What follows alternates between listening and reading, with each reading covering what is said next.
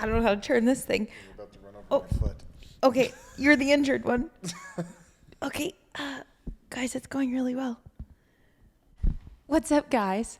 Welcome back to Conversations with Claire. Ow. Did I get you? Yes. No. Oh my gosh. This could probably be an entire episode of just all of the things that I've done to try to injure my already injured boyfriend. Oh, we're dating. Status update. Wait, I think we said that on the last one. They'll never know. Okay, welcome back. I don't even know if we'll keep that intro. We probably actually will, but I just attempted to wheel in his wheelchair, and I can't say that I did it very well. You've gotten a lot better in a wheelchair, which is probably a skill that you didn't anticipate acquiring. Yeah, especially with my Asian heritage, driving is not of the top skills for me, but the wheelchair comes much easier. So thank you for highlighting that. I think you're better at driving your truck now than when we met too. Why? Do you agree with that? No. Oh. I just feel like sometimes I notice that it's not a 10-point turn, it's like a 2-point turn. 3. It took me 2 tries to nail a parking space one time, and now she thinks I'm better at parking my truck. Progress, not perfection. Am Wonderful. I right? Oh, yeah. Yeah. Okay, so today's guest is, as you can tell, Coach Jimmy House. Welcome. Hello. It's glad to be back. Back for more. You're a 3-peat. You might be my only 3-peat. I did heavily push to be a 3-peat, but yes. Did you? Yes. Okay, so real quick, like real life backstory. Oh, what? Well, because I was going to say the first one wasn't recorded on video. Then the second one was recorded on video, but it wasn't actually like the podcast itself. It was just like a Q&A thing of famous fitness questions. So this is an actual real one in the new studio. It's super legit. It actually looks really good. Yeah, it kind of looks like the same place, but yeah. But slightly different. What was I going to say? I was going to say something about the intro, about real life. Do you remember? Backstory. To having you on the podcast? I think so. Maybe. I don't know. Give me a minute. You're good. Oh, okay. Yeah. No, it's just that we've been meaning to do another episode for like a bit now, but I have this really cute little tendency to like know that he has a very full schedule all the time. And so then I don't want to ask for things, and he would like to do them. So getting here was fun because I'm like, oh no, like it's no big deal. And I'm just going to invite somebody else today, and we're going to whatever, which usually, by the way, these are typically pre-planned, but this is my nature anyway, to try not to inconvenience when in reality you wanted to do it the whole time. We humans, we're silly creatures. I love her. Anything more to add to that? Well, yeah, we also took a pause because I had some issues going on with my face, my eye, my hair. I just didn't think I was camera presentable, so Yeah, we that's also true. waited like an extra 2.5 weeks because of that. It wasn't all her. Yeah, and your recovery after surgery definitely took downturns that we didn't anticipate, which, by the way, instead of just like sitting here flirting the whole time, which we'll do enough of too. I don't even think we were flirting at all. In addition to that, we are going to get into the details of your recovery because I really do want to talk about. So he had a knee injury that was pretty severe. What, year and a half ago? Not even. Yeah, December 2022. So whatever that is. Yeah. So Getting close to 2 years, I guess. Yeah. And so that was a very significant injury that's well documented online. That was like a really like scary looking takedown gone wrong. Yeah. And then this one now happened a few months ago and was also, there was a lot going on. And as far as all the things that were damaged in your knee, and it's the same knee that you had the previous injury in, although the first time you opted to rehab it without surgery, this time you have elected to have surgery. Yeah. Because of some advice that you've been given. Yeah, totally. So today we're going to give a little update on where he's at because I think expectations and reality are often not in alignment, at least for me. And I think that that's even been the case with this so far for both of us. Yeah. And so you're the one with the injury. So let me just tell you how I feel about it. But I do want to hear, like, just walk us from the time of injury, like how long before recovery or before surgery, and then so on. Yeah, so back in May, I had my match planned, my debut match in Arizona, which was a big ordeal. We had like 6 months almost of promo leading up to that, and the event was sold out within a matter of a couple weeks. It was a big thing, and literally 7 days before the event, rolling jiu-jitsu with my friends, I tore my meniscus. It was a bucket handle tear grade 3, which is a pretty severe tear. And then at that point, very obviously could not do the event, couldn't do the 5 matches I had planned for the weeks following after that. So the wrestling pursuit was very much put on hold. And that in itself was super worrisome because of the momentum that I had built up to that point, as well as some of the higher goals that I have within wrestling that is very much indicative on my ability to have a functioning knee. So up front, it was very heavy emotionally and also very heavy physically. More specifically, right after the injury, Claire wasn't there. She was back home.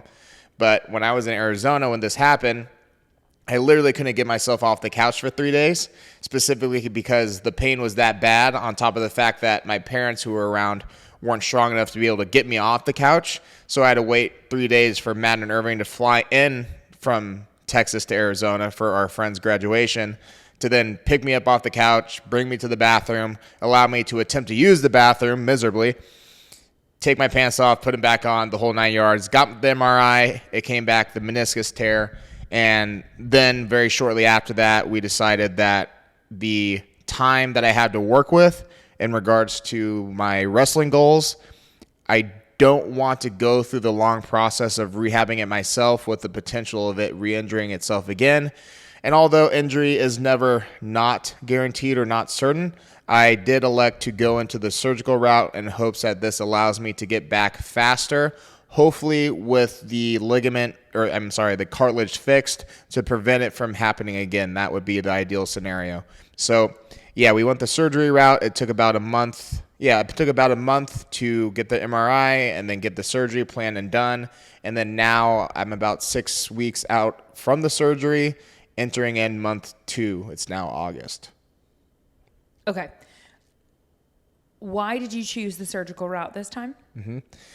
So the surgery was chosen because basically what I said before, like I didn't want to take the time it took the first time around to heal the injury, which the first time around, it took about 7 months to start training jiu-jitsu again. It took about 9 months to actually feel confident in my knee, and it took about a full year before I felt like the injury didn't happen. But then shortly after that, it was re-injured and something that was unrelated. So ultimately, the idea to do the surgery was the meniscus itself, being a bucket handle tear, can't physically repair itself. So after talking to a handful of people that are higher up in the wrestling world, I had just basically said, if you're in my position or if you know anybody who has been in my position in the wrestling industry, what would you do? Yeah. The 2 main options are going to be remove the meniscus entirely, which is a much quicker recovery time. I guess usually anywhere between 4 to 6 weeks to get back to full training. And then the repair, which is basically flipping the bucket handle back into place, stitching it up, letting that heal. Obviously atrophy, all these things come into play during that healing process, which ends up being on average anywhere from 4 to 6 months. So I was suggested repair, though, because ultimately the idea that was given to me by those that I had asked, WWE Hall of Famers, people that are very well respected in this field, all said to keep the cartilage if I can, repair it. The meniscus itself, for anyone that doesn't know, acts as a shock absorber for the knee. And so whereas a lot of jiu-jitsu people oftentimes elect to remove it because of the chances being so high to re-injure it, as a wrestler, though, with that being my main priority, there's a lot of running, there's a lot of jumping, there's a lot of landing. So that shock absorber, if you're able to keep it, as I was advised, is smart. So between the surgeon's opinion, the doctor's opinion, and those who I asked, that's why I made the ultimate decision to do the surgery route, despite choosing to go against it the first time around. There were also 2 different injuries. The first one was PCL MCL and ACL. This one was pretty much all meniscus. So with those all doing different things in the knee, and this one being basically close to a full tear and a tear that takes the cartilage out of place, trying to put that back into position is not something that you can necessarily heal by doing the non-surgical route, but you can do things to alleviate pain, but it'll never necessarily go back to where it's meant to be unless you do take that risk of doing the surgery. And I say risk because simply there's no guarantee that it ends up fully good or fully not again. You do it in hopes that it does, but there's still always that risk that there's a re-injury or the surgery doesn't go well. So you just kind of put your faith in the hands of the surgeon and God at that point. Yeah. Okay. That's definitely what I was looking for as far as like, why did you choose surgical versus non? And it was like largely inspired by the people that you were consulting with based on your priorities. So that was kind of the key there. And then I think from there, I know, having been close proximity for the whole thing, that now closest proximity for sure. Yeah. And I say that Matt does a ton. Matt and I like jokingly were like on and off shift, you know? Yeah. Shout out Matt. No, they both on the last podcast, as I said, are my two closest people for sure. Yeah. And so I felt like the first 7-ish days, maybe 9, I can't recall now, but the first week-ish was definitely like pretty hard. And that was, to me, normal, expected. You know, you just had surgery. Although, by the way, when he was going into surgery and coming out, I only dream of behaving in this way if I ever have to have surgery, which is a realistic thing at some point. He was hilarious the whole time, like with the nurses, with us. I mean, he made it so fun the whole day. And then certainly once he had actually started to be a little bit drugged up, then he just really like leaned into that. And it was so cool because I feel like I would not be behaving that way. And it made it such a more pleasant experience for all involved. So I feel like her of all people would be behaving that way. I don't know. I think my anxiety, I mean, who knows? You've inspired me, so I'm going to attempt to like emulate that. But to be honest, if I'm going into surgery, you don't just don't. just don't do it at all. Yeah, yes. Opt out altogether. Yeah. Well, and I think another thing that's interesting, or I didn't, it's kind of like you're not really paying attention to how common something is until you have it going on. It's kind of like me with my mold stuff, if I wasn't paying attention to air quality until I was super sick for mold. And then for you with this, now I've paid better attention to like how common a meniscus injury is, or just a knee, different ligament tears in the knee, or even in the shoulder, which shoulder I'm a bit more aware of because of the sports that I'm involved with. It's more common, but it's abundantly common. Like it's well over half of the population is my understanding that like knows that they've torn something in their knee at some point in their lifetime. That's assuming I'm quoting that stat correctly. But so it's like, how many people probably have things torn that don't even know? Yeah. So it's a lot more common than we think. Now you have unique circumstances of all of the sports and the aspirations there that make your situation uniquely your own. But it just was interesting to me to go like, oh wow, actually a lot of people at some point in their lifetime are going to jack some stuff up in there. Yeah, for sure. So anyway, you handled it well afterwards. First 7 days, a little rough, expected. Then you, to me, hockey sticked up. You had like a few, I don't know how many, you had some good days. Yeah, for sure. And then all of a sudden you did not. And some unexpected adversity came. And I think that it's really encouraging for anybody who is going through struggle to just like not feel alone, Yeah. And so what happened? Yeah. So basically, the surgery was the day before her birthday, which sucked from the standpoint of being her boyfriend wanting to do something special for her, but she was kind enough to celebrate it in bed with Uber sushi. Uber delivered sushi. Listen, basically. Shout out. Should we even say the space? We probably shouldn't say it. Not unless we're getting paid. Just go ahead and say it.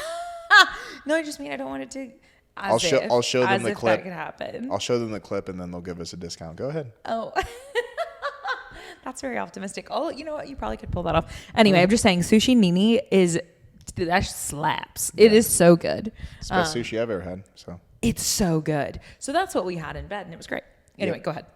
Yeah. So then, but shortly after that though, she went to Canada for an event she was emceeing at, which was, I guess, only like 3 or 4 days to be honest. Because during that 3 or 4 days is when I actually started perking up a little bit. Yeah, you did great. Yeah, when she was gone, because I remember that being like, she was like impressed by it or whatever. And, but then, after she returned, then things were good. But then also, I would say I was feeling pretty good and was developing quite a bit of momentum from a recovery standpoint leading into our Oklahoma trip, which was the following weekend, I believe. Yeah, late June. Right. And so I don't know if anything I did necessarily caused this or this was just naturally part of the progression of the post-surgery process. I guess maybe you could argue a bit of both. Who knows? Just with my training in-person client schedule on top of me trying to train around the injury, there's a couple times where the brace itself had clung onto things and like pulled really hard, and I would feel like a bit of a pinch per se that would run down my leg, but it wasn't anything super excruciating. But then what we had learned was, I guess, travel, like flying, is generally something to be wary of shortly after a surgery. I don't know if it's surgery dependent, meaning knee surgery is more likely than wrist surgery, but what we had found out that if you fly shortly after surgery, there's a likelihood of, well, worst case scenario, potential blood clots, but also just with yourself being cooped up in the plane for so long, the chances of nerve pain arising also increase. And so I had noticed the first day in Oklahoma, we only spent 2.5 days there, I believe, or 2. I had noticed some shooting pain going down my leg, which was a new type of feeling. I hadn't felt that before, but it was tolerable. Like I was still able to go to the gym, wheelchair around, do the activities that we had planned. But then after that, after the first day, is when the nerve pain went from a shooting pinch and it progressed into a burning, stabbing feeling that, depending upon the level of dorsiflexion I was in, was either mild or super excruciating. And there was a event that we're going to go to actually where initially we're going to go, but then I wanted them to go, but they didn't. But I wasn't unable to go simply because any movement in my leg was sending those nerves like through literally like hell and back. It's just literally imagine taking a burning hot knife and stabbing that one particular area. That's essentially what it feels like. And it was funny because after we got back from Oklahoma, Matt picked us up, took us home. I thought I was doing decently okay as long as I could just prevent my foot from moving a certain way. And then upon trying to enter the house, there was like a big step and I couldn't figure out a way to get over the step. So I just tried to like move my body all at once. And that just like was just pissed it off. Basically, it was just like excruciating, stabbing nonstop. And the first chair was like, a good 10 feet away. And I'm like crawling on the floor to get there. It was really bad for myself, but probably even more stressful for them to watch because I'm going through hell in my head and my leg. And they're like watching me crawl into the house. It's a very dramatic scene. So then that's when things started going downhill. And the next, 5 to 6 days were very much dormant. The first 2 days, Claire elected to sleep with me on the floor. That's a prime example of how much she cares about me because she very much prioritizes her sleep and the quality of, and sleeping on the floor doesn't necessarily raise that score on her whoop. But she did anyways. She then also... My friends reached out to me and were like, sweetie, get on an air mattress. And I was like, we do have that. But I didn't want your... I figured an air mattress for you might be more bothersome. Like any movement was a problem. Yeah, it was just for like him. literally just get me still. He was not doing well. Yeah. And so it's so funny. My like memory is, I don't even think about that detail. I just remember how much pain you were in. I completely have forgotten that. But I didn't want to hoist him up on something that was like stable. Thank you so much. Yeah. And so we elected to just floor and did that for a couple days. But anyway. Yeah. So it was better than you would have thought, but still not great. Yeah. But anyways, we dealt with that. And initially, before we determined that it was a nerve issue, we were super concerned that it was a blood clot because those are basically the symptoms of nerve pain and potential blood clot are nearly identical, at least when you look it up online.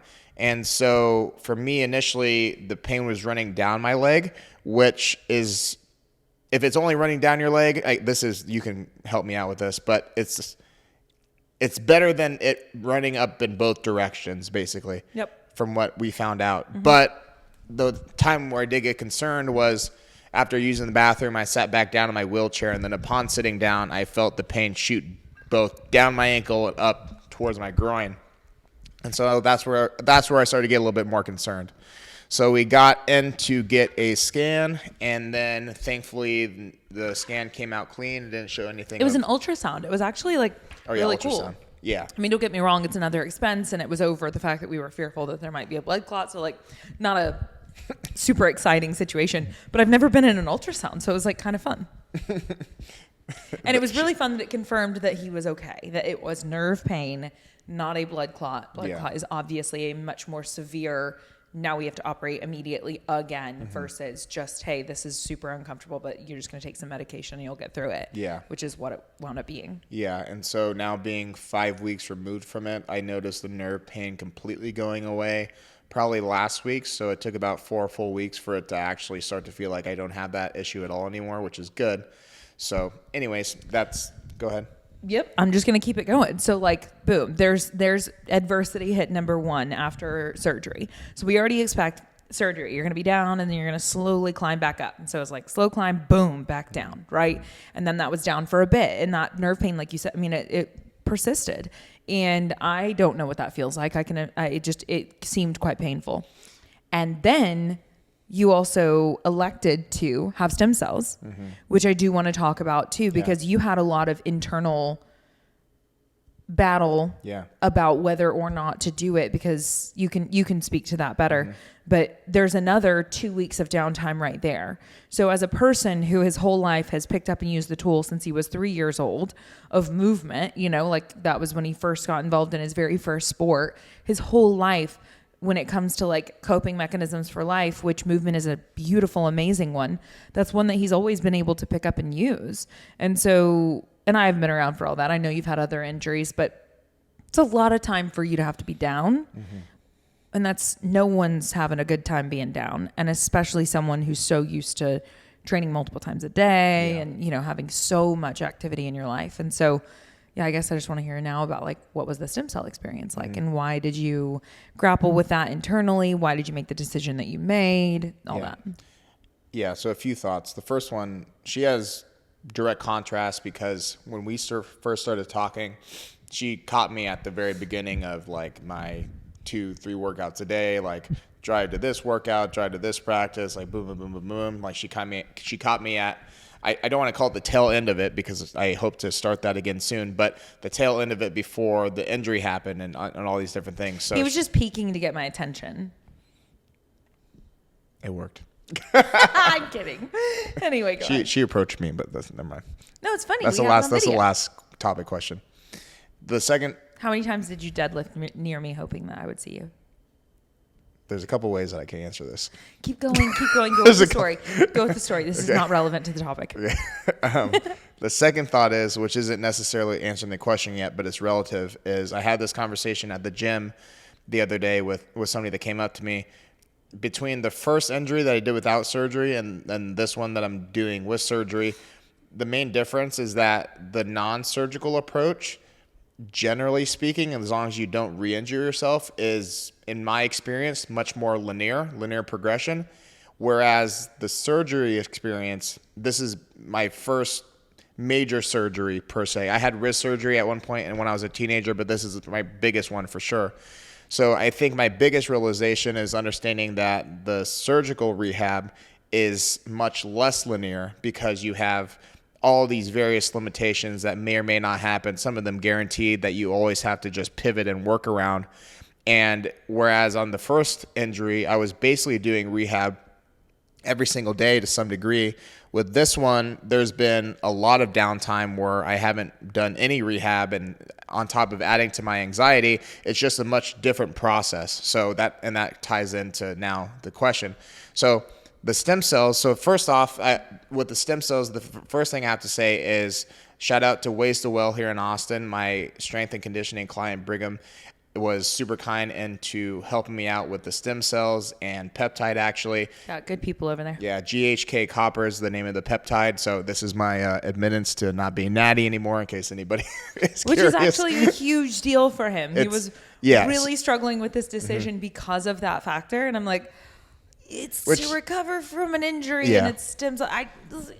Which is silly. The stem cells is silly. The peptides is when you start to get in different conversation, right? But my biggest thing was, I did the non-surgical rehab the first time where didn't do stem cells, obviously, didn't do peptides, did it without surgery, and you start to develop a certain level of pride with that feeds into your own ego, my ability to do things that most people need other things to help them with, right?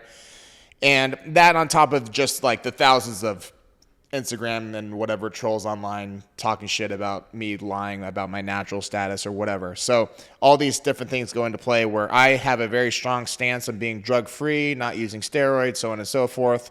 And now all of a sudden I have the opportunity because of a good friend of mine to use something that's going to speed up the recovery process. And so the conversation in my head basically goes, well, you have this amazing opportunity to utilize the stem cells and a peptide that's going to help you get better.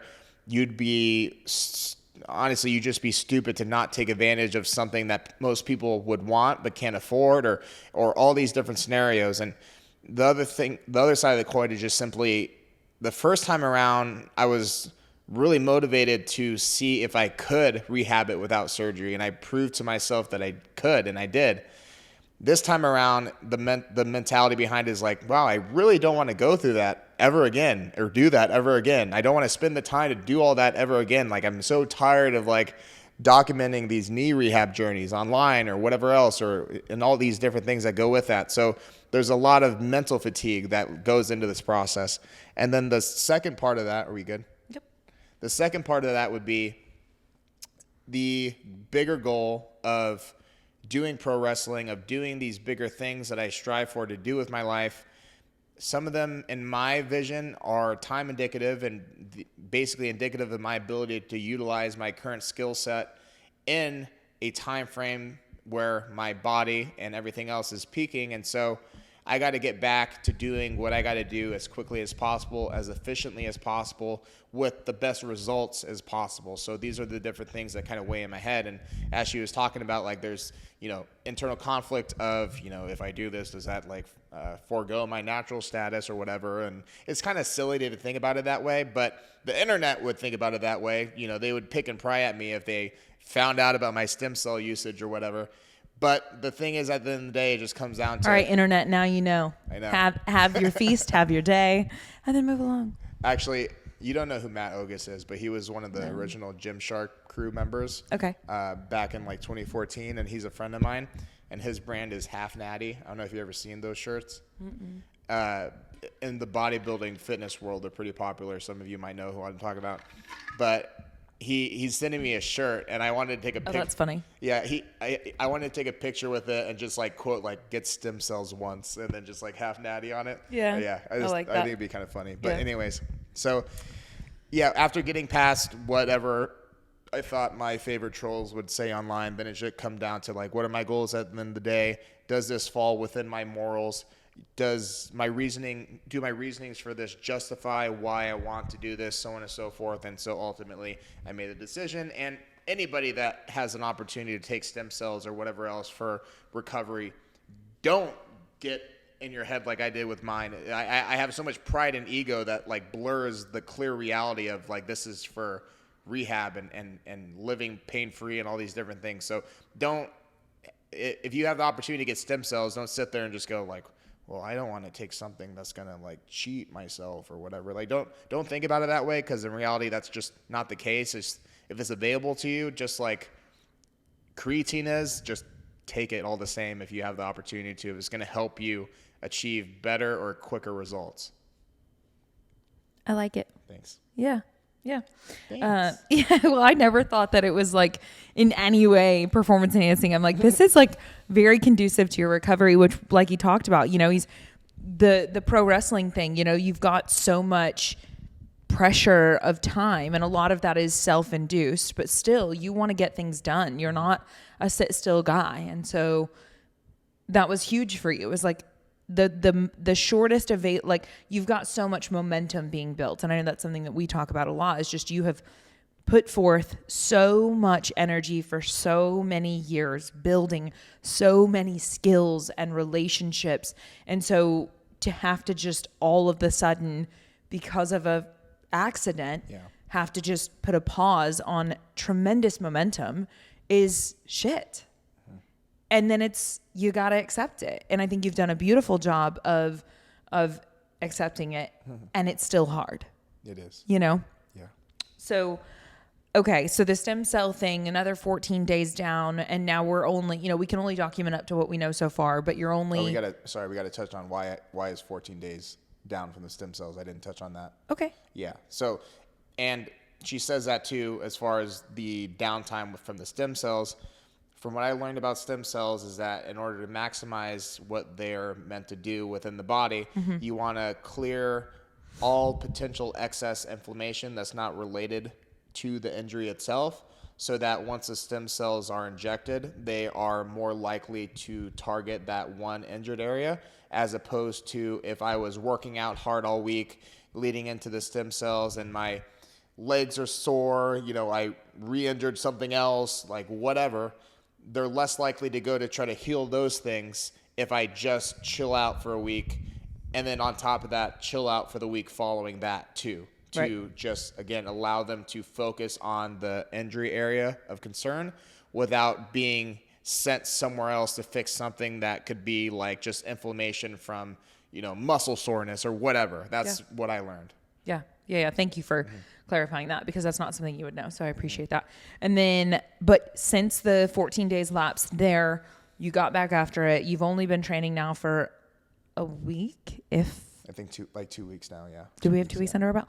But like, you're weight bearing, you're out of the brace, you're walking without the crutches, you're training is going well. The fact that you press what you press with the single leg actually infuriates me. The good leg, but yes. Right. Yeah. Clarification, the good leg.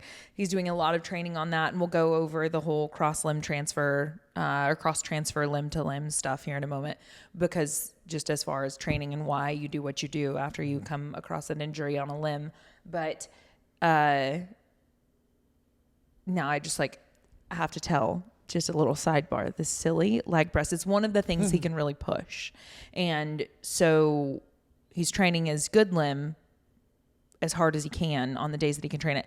And we are doing this together, and it's bonkers to me. So not only does he use a yoga mat on his low back to push it further out, so that way there's greater range of motion with the joint itself. Like he's able, it's a leg press that's slightly above you, and the weight's coming down towards you. And so when he puts this yoga mat behind his low back on the seat, then now he has even more range of motion. So AKA it's harder. And I'm legit doing this with single leg now because I'm such a good girlfriend. I already hated this machine so much because he goes tempo and pause and all of these beautiful, amazing things, which genuinely make you stronger. They make your muscles bigger. That she teaches all her clients. Go ahead. Oh, absolutely. Yeah. If you're my client. Every single one, past, present, future. You understand isometric. You understand tempo. These are things we talk about a lot. But anyway, yeah. And so you are having me do that on this machine. And so now we're doing this, which I already felt like this machine in particular, it makes me want to simultaneously, like in any given session with both legs on it, I already want to pee and cry, both. So now we're going single leg. It makes me want to pee and cry and vomit. And it makes me so angry. I have access to emotions that I don't know that I've had access to during training. I have a CrossFit background. It's my training methodology that I love so much. I sing its praises forever because I think it's done incredible things for me, and I continue to do it and absolutely adore it as a methodology. But a lot of the isolation machine stuff and whatever is more outside of my realm, and I'm having a lot of fun doing all of it. And we all know that if we've been paying attention. But this one with the single leg, I could go do like a 2-hour session that's like rigorous. Or I mean, even when I was doing all of the endurance cycling, so that's like 5 hours straight, whatever. Anyway, never have I ever experience like the anger you could like this past week. What were you thinking when you saw me doing the single leg? I have never really seen her get that emotional like in regular life. So this one machine must remind her of somebody who doesn't like her somehow. I'm just saying it's so bad. So anyway. But So we should actually record one of those hard sets so people can see. you're right. All of these emotions are taking place with 8 to 12 reps with a 10 and a 5 on each side for me. He's doing it with 245s and a 25 on each side. 3 plates this week. 3 plates this week. I'm just saying, this math does not math. And so this is an injured human who has access to part of his body and is doing that. It's insane. Anyway, that was a complete sidebar, but apparently I needed to talk about it because the emotions are strong within me. Okay, so training is going well now. Yeah. And how far out from surgery are we at this point? Did you say 6 weeks? Pretty sure it's 6 because it was June 18th, the day before her birthday. Yep. Okay. You good, bro? And then today is August 3rd, 2nd? 4th. Got it. Yep. Yeah. So anyway, so almost 2 months. And that's what I was kind of thinking about actually coming home because it feels really long actually because it kind of is because I'm going back all the way to May. But as far as post-surgery, it's still less than 2 months.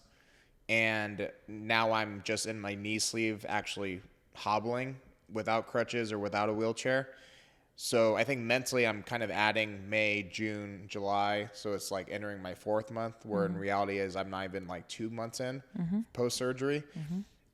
Now, ideal is as soon as the injury happens, you go straight to surgery the next day. But for most people, you don't have that as an option. But the timeline they gave me was 4 to 6 months as far as what the average time is for people to get back to full like running and jumping and stuff like that. And so not even being 2 months in and I'm walking a little bit better each day, even though it's really, really far from where I want to be in regards to my previous best of athleticism, it's in reality faster progress. I think I'm still ahead of the curve slightly, despite the down week from the nerve or the 2 weeks off from the stem cell stuff and whatnot. And obviously at this point, again, I have to thank Waste to Well for allowing me to even expedite that process. But it seems as though in the grand scheme of things, I'm ahead of schedule than what I was given initially. So my goal is to be back in wrestling doing matches in November. So Yeah. Yeah. And so I think the whole point to sum that up, and then we'll go into some of the like more, why do you do this? And what are you doing here? But to summarize, I think it's just when you zoom out, you recognize it's actually going well. And in the day to day, it's very hard to feel that way. And so most of all, if anybody listening to this is overcoming an injury themselves, to just glean from this that like you, who is seen as someone who excels and is having all of these PRs all the time and is having all of these wins, this outward perception of tremendous success because you are very successful. In the day to day, it often does not feel that way. And so I think it's just helpful to know from someone who doesn't have a peek behind the curtain all the time to just go, oh, okay, this person's also human too. And they choose to continue to show up and work hard and overcome and so on. And I have to do that too. But they have hard days too. yeah, and that's why through this process, it's been so important to have you, because I mean, she obviously knows I've had so many down spots, whether it was the day of the injury or days leading up to the surgery or various days after the surgery that are probably healthy to get out, but in the moment seem super, super toxic, especially mentally. And I take this shit like really seriously. I know you probably hear a lot of people say that, but I take this shit really, really, really fucking seriously. And so because of those stakes mentally put up by my own mental state, it becomes a lot at times, and having somebody to not only weather the storm of the injury and the environment creates, but also weather the storm that my head creates takes a special type of person, and I only have 2 people in my life that are actually able to withstand that from this injury, specifically being Claire and being Matt. I have parents at home that care a lot about me, but the 2 closest people to me in this whole entire process have been Claire and Matt. Claire on the emotional and motivating side, and Matt more so on the like reliance of like day-to-day driving, upholding like the other half of my business, like, you know, being my best friend and all these different things. So having a core group of at least 1 or 2 people to be able to vent to, rely on, these are the aspects of rehab when it's a longer rehab like mine is, that are not spoken of a whole lot. But for me, at least with the type of person I am, personality wise, emotionally, it does help me quite a bit, because yeah, the body's going to do its job. The rehab's going to do its job. You're going to get to where you want to go when you get there. But the time in between, it's so easy to constantly go between negativity and positivity and motivation and endlessness and hopelessness and all these various feelings that are very new to me to feel at this point in my life, and very new to me to feel in succession so commonly. So anyways, I say all that as a way to just express gratitude to Claire and Matt, because they've by far been the 2 people throughout the entirety of this process that have been there like literally on a daily basis. So it helps me a lot, and if you have access to that, I suggest using it. Yeah. I think our support systems are invaluable. They're instrumental, all of that. And yeah, Matt is the MVP for 1.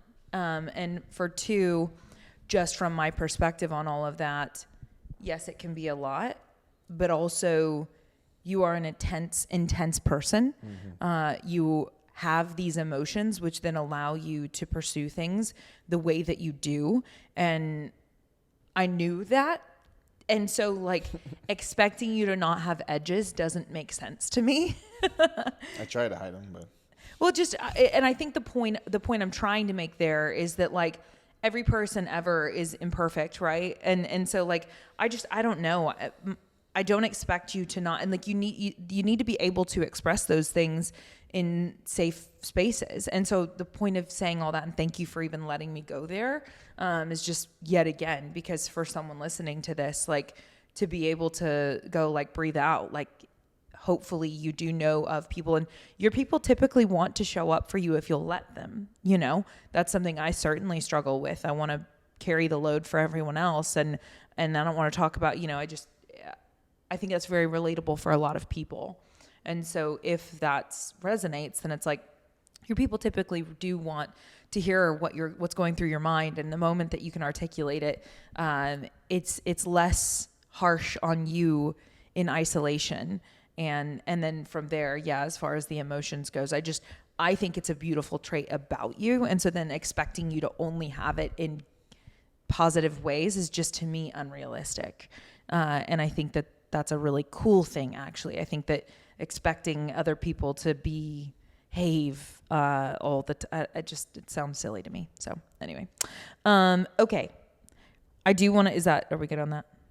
Yeah, I think my last thought to that is just simply, Claire specifically in this case has very much been the person that gives me the space to vent on whatever's going on in my mind or whatever negative thoughts are occurring, but then always pulls me back together and allows me just to say what I have to say, feel what I have to feel, also knowing that she'll help me, and whether she was there or not, I would do it anyways because she knows I'm that type of person. But give me the space to emotionally release, and then allow me to just get up and then get back on the train and keep moving forward. And so it's good, because if I didn't have her, it would just be really like I would talk to my friends here and there, but I wouldn't really have anybody that I would feel super inclined to like really dive super deep on the emotional side from the standpoint of like breaking down into tears.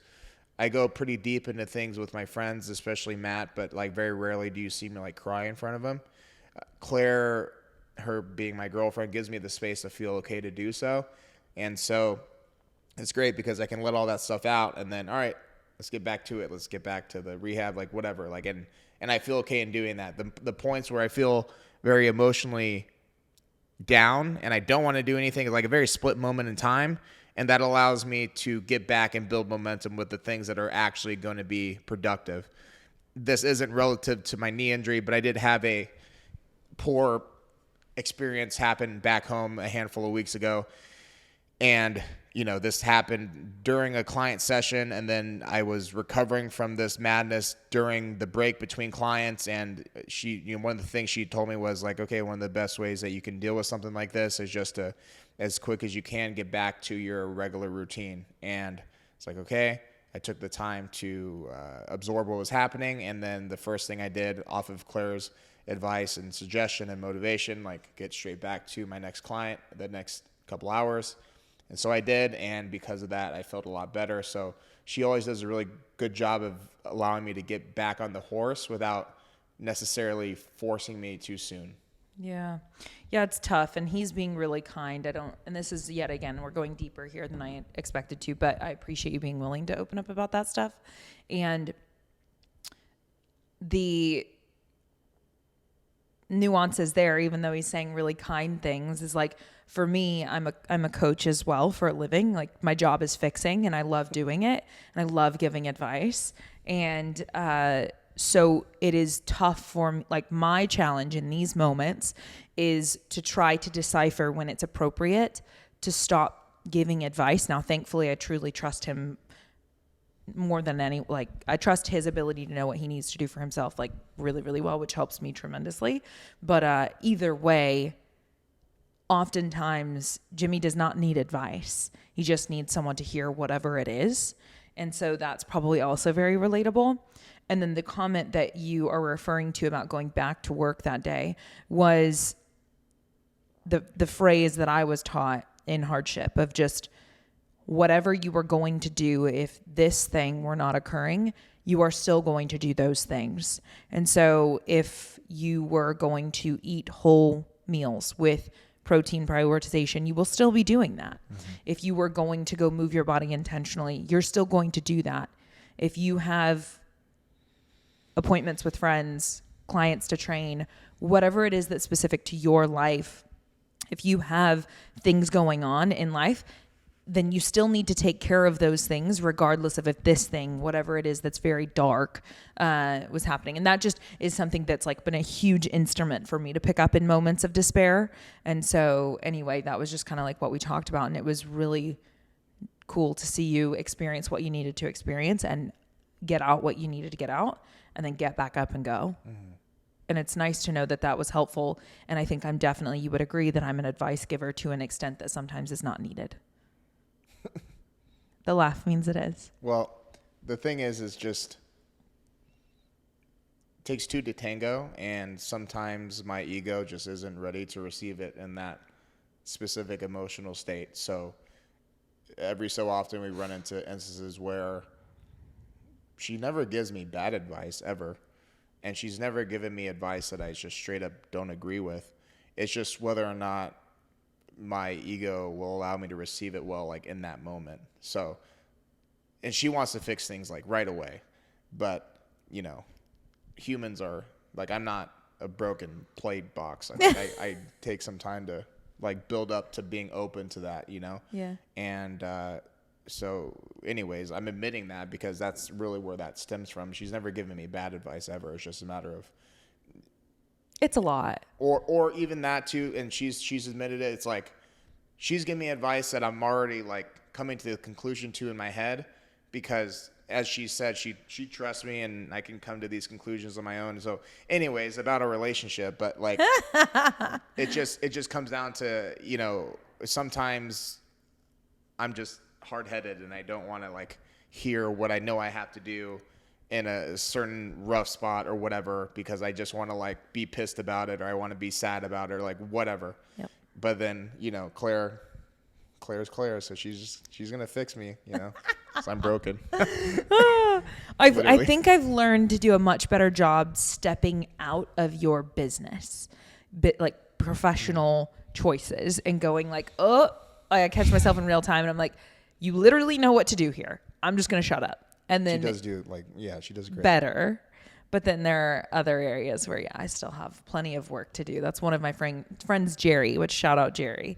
I am often amazed. We've been friends for many years, and I'm amazed at how much she has put up with me being a fixer. And it's only been in the past few years I've at least recognized, like, try to just listen when your friends need you to just listen, because at the end of the day, oftentimes if they're not ready to receive it and desperate enough to do something different, you are just blowing hot air and they really just need you to hear them.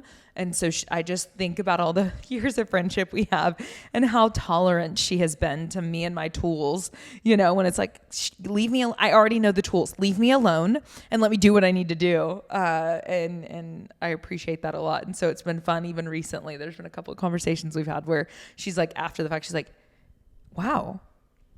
The last one we had that was serious. She was like, you let me go for a while and I had to make sure you were still there, because she's used to me being like, and here I come. You want some advice? No. Anyway. Okay. You do way better for sure. I'm trying. It's hard. But I think it's worthwhile. I think it's really helpful because the more I lean into that, the more I recognize, like, you do know. You already have the tools yourself. You don't need me to come and try to pass them off to you. So anyway, okay. So I do want to talk about with the rehab too. And I don't want to spend a ton of time on this because I think you do share a lot of this on social media, but I do want to go into a couple of details, such as what I just mentioned, the cross transfer limb to limb. So because a lot of questions come across your plate of like, why are you training that leg? It's not going to be symmetrical with the other leg. That one's atrophying and you're training that one. What are you doing? You're going to be off. Right. Why you do that? Yeah. Because Claire told me to. Her advice. So I had surgery on my wrist my sophomore year of high school. So I was 15, wrestling incident. And during that time, it was also, I think 3-ish month recovery process, something like that. Couldn't wrestle. So I was working out. And when I was working out, obviously you would do the lower body, but I just spammed one arm push-ups, one arm curls, one arm shoulder presses. I got to where I was doing over 40 one arm push-ups on my left arm. Now in this moment, I doubt I could even hit more than 10. But like legitimately as a 15-year-old, I was like hitting like over 40 one arm push-ups just because like I literally just worked that skill during those 3 months. And at the time, I had no clue at all about the science about it. I also too was worried like, oh, my left arm's going to be bigger than my right or my stronger or whatever.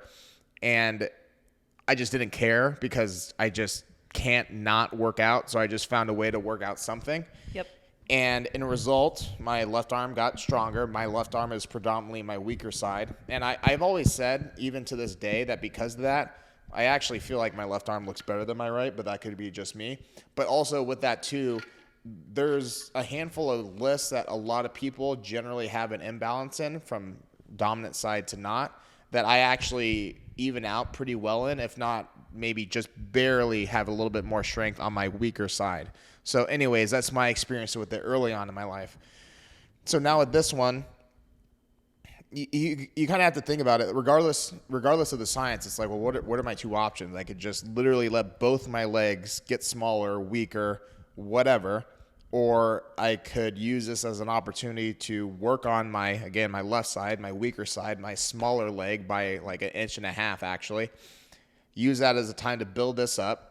But from a scientific standpoint, the cross-transfer effect that she's referring to essentially just says that if you continuously work your uninjured side while you're recovering from an injury on the opposite side, then because you're building up your baseline of strength on your good side, your now injured side has a higher baseline to essentially meet or catch up to once you're cleared to start doing those movements again. So if my left leg all of a sudden starts adding more muscle or more strength because of the extra work that it's getting, now my right leg, my previous strong leg, my current dominant side, has this marker to meet because the body is naturally going to want to fix those imbalances as best as it can. Obviously, nobody's perfect, but that's what the science suggests in regards to why it's smart to train your good side while your other side is injured. Cross transfer, limb to limb. There is a certain percentage, and I'm not going to quote it because I'm going to get it wrong, but a certain percentage of benefit that has been studied and confirmed that the other limb receives as a direct result of you training that one. So you're still getting benefit on the other side. So there's that. I believe another positive, it allows you to maintain a little bit more muscle on your injured side had you not been training this side. Right. Yes. And then literally, I mean, yeah, you touched on the mindset bit, but like, it's like prior to you even knowing that bit of information, which is relevant, it's just like if we're injured, like what can we do? What do we have access to? I want to do everything I can be doing without causing more harm to the thing that needs to heal and so on. So yeah, I'm going to train every bit of me that I possibly can. Cause like I got to deal with life. Yeah, exactly. Okay. So I'm going to pivot off. Oh, well, real quick. Okay.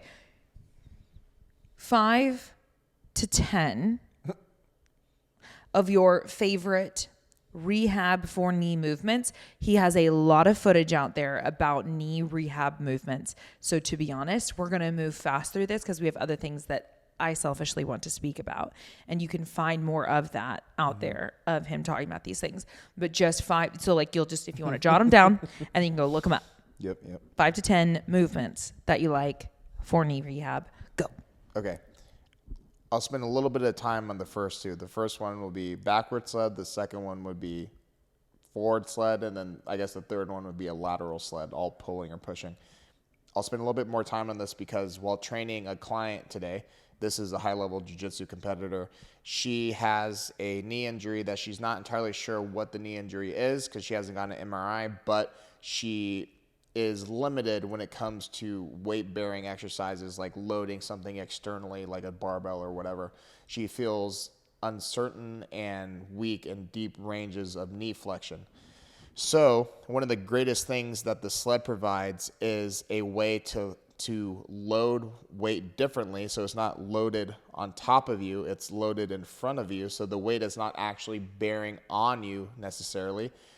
But because of this specific implement, she's actually able to get into a position on a forward sled where she actually gets into a really deep level of knee flexion where she's normally uncomfortable if she's bearing load. Which is bend of the knee. When he says knee flexion, it just means greater bend of the knee. Yeah, that's why I'm bending my knee. Yeah, I know. I realize these are not inherent knowledge terms. So go ahead. No, yeah.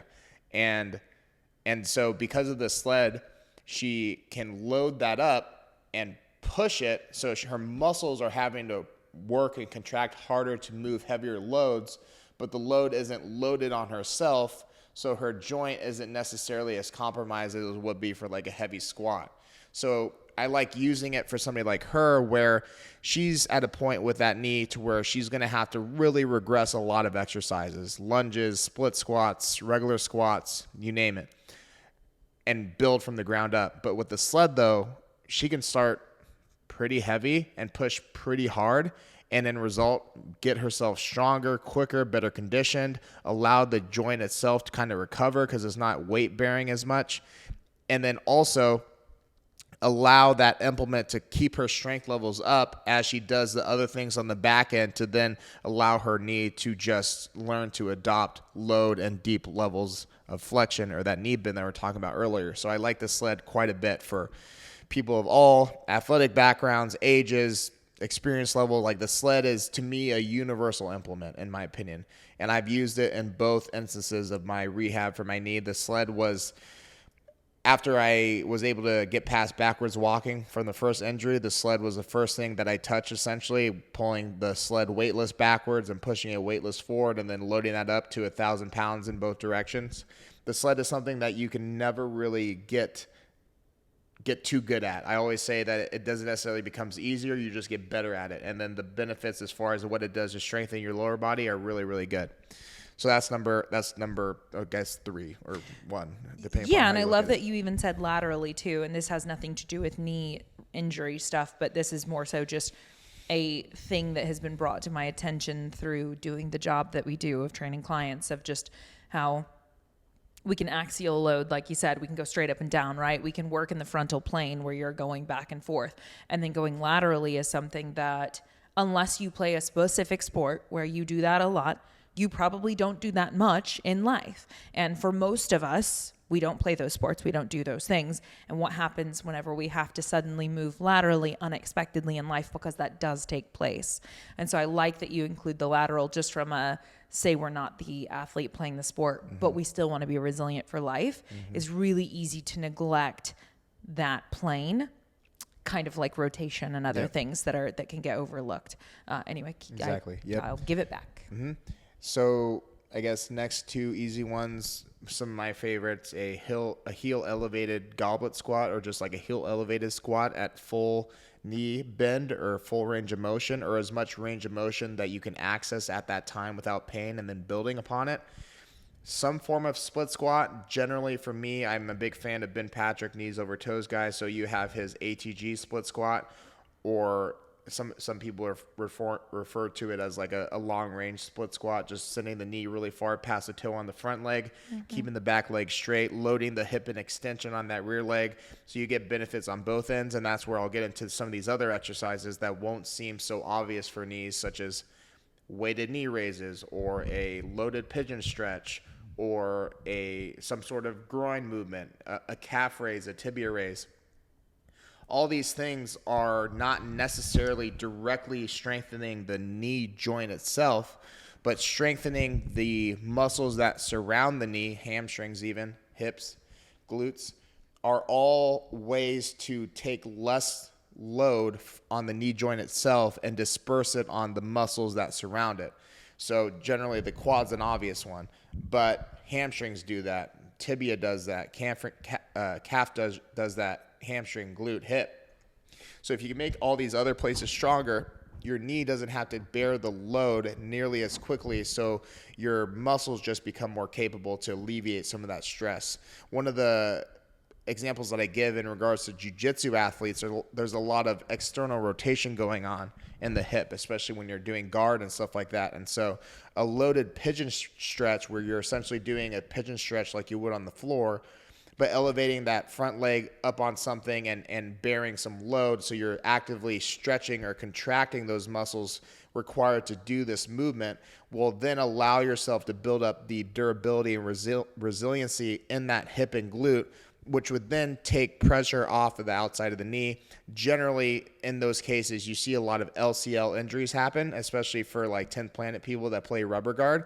If their hip isn't capable to externally rotate or bear enough load, then a lot of that tension directly goes to the LCL here. So basically, that's a prime example of a exercise that I like to do that doesn't literally make my knee stronger, but it makes muscles that are relative to the knee joint bigger and stronger, so that the knee doesn't have to adopt that load that we're trying to stay away from. So anyways, I'm not sure what number I'm at. Another staple would be a Nordic curl. You're at 10. It's 10 now? Yeah, but Okay, well, this is the last one. we're having a good time. It's fine. The last one, Nordic curl.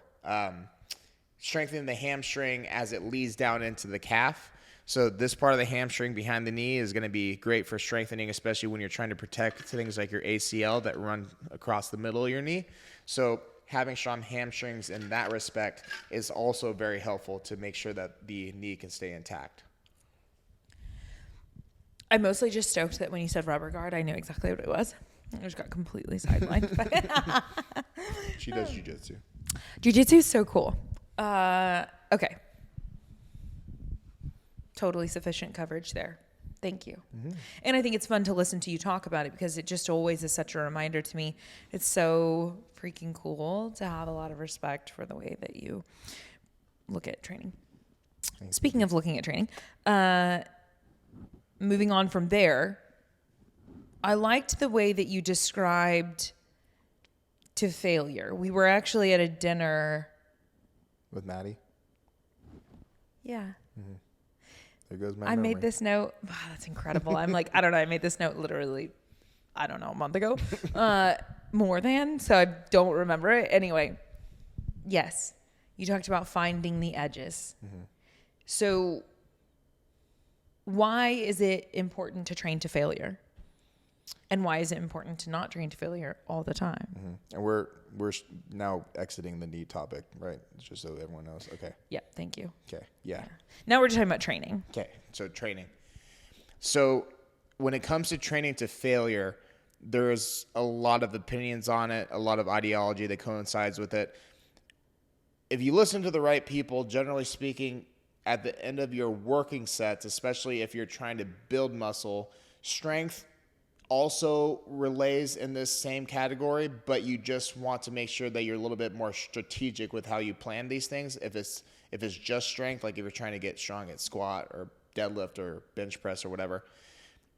But when it comes to just building muscle, so we're talking, pull-ups, push-ups, dumbbell stuff, isolation machines, stuff to that effect that don't tax your nervous system nearly as much. So the term that you hear a lot nowadays is called the stimulus to fatigue ratio.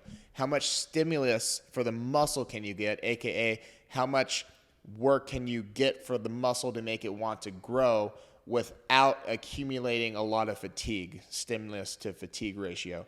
So there's exercises out there that are great to stimulate muscle growth, but also require a lot of fatigue, like a deadlift.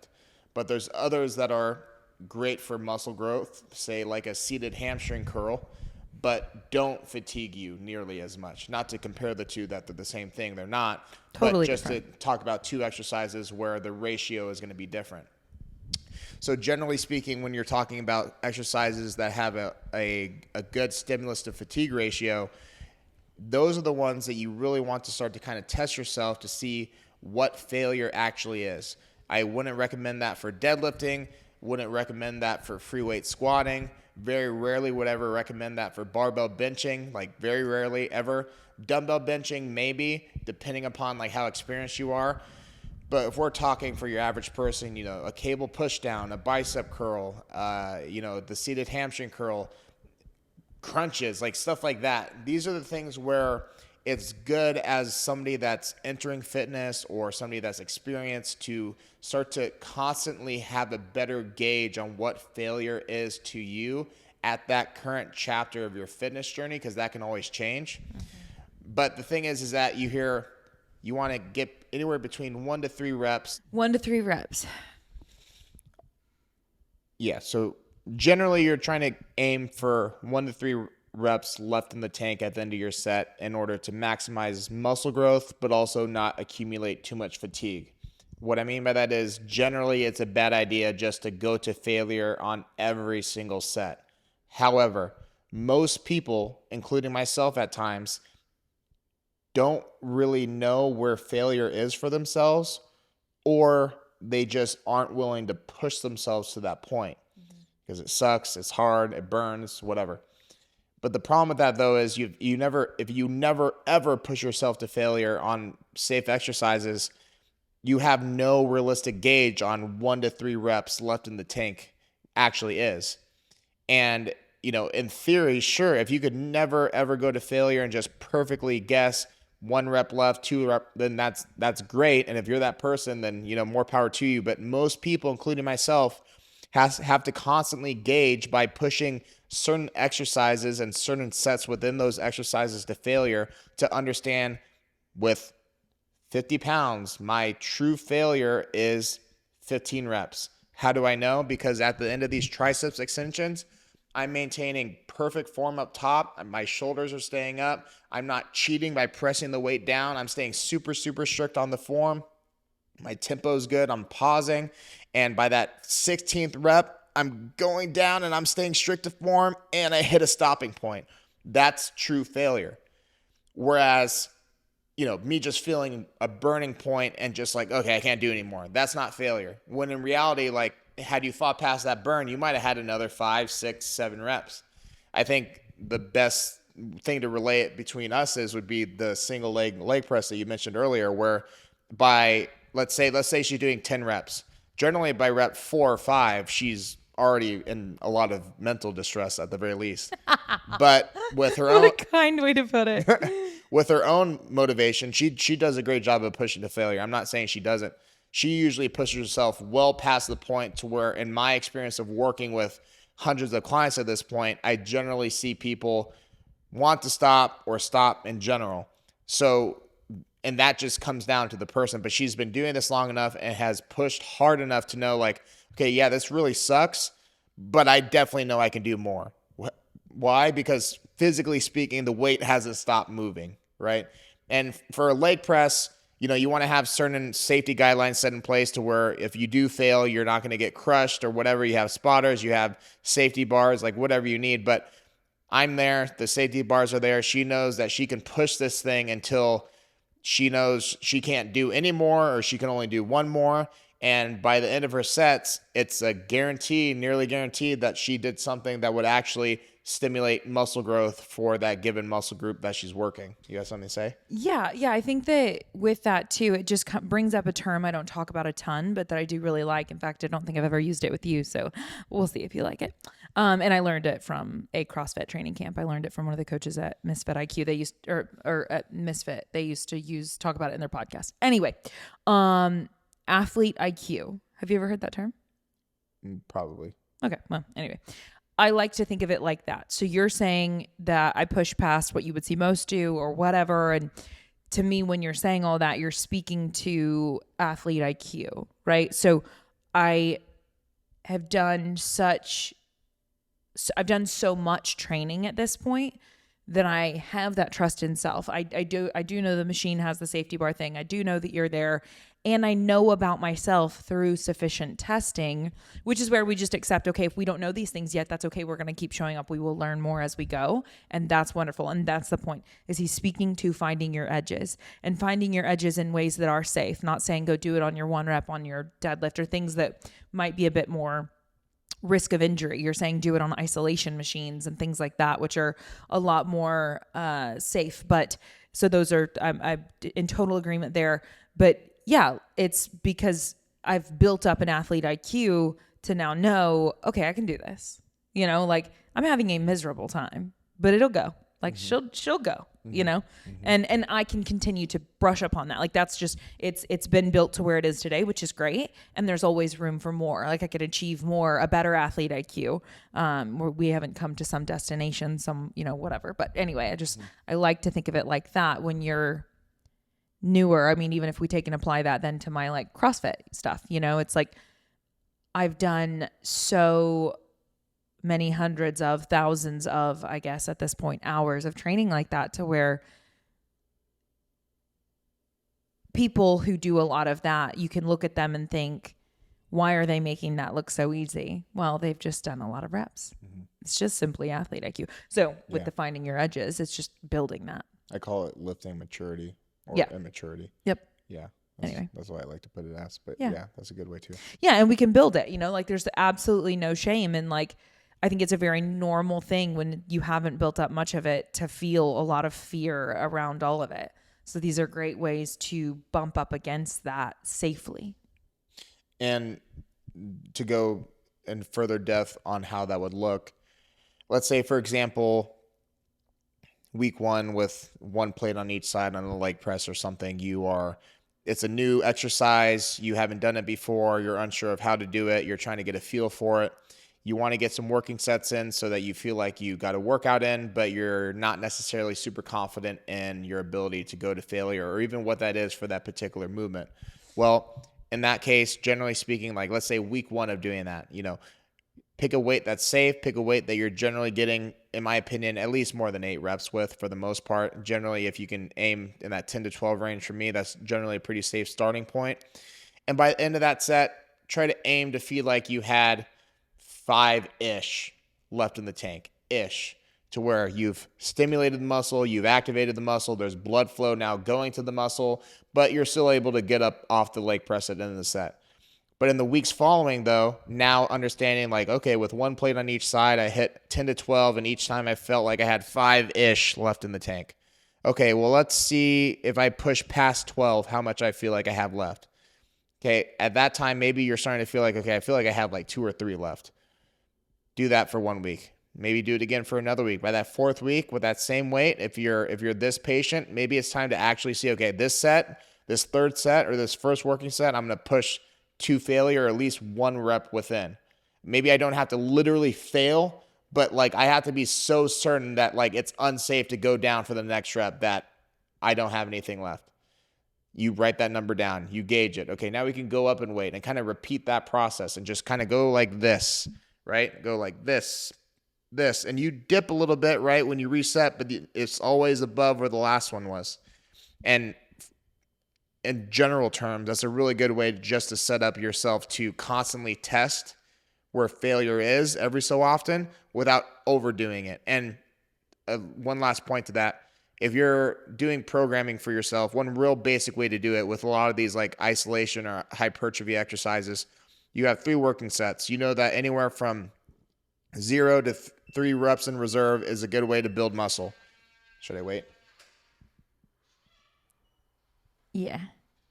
Hi, you. You're right. You're right. You're good. We didn't tell you. No, go ahead. Come on. Go ahead. Give a shout out. Oh, give a shout out. Yeah.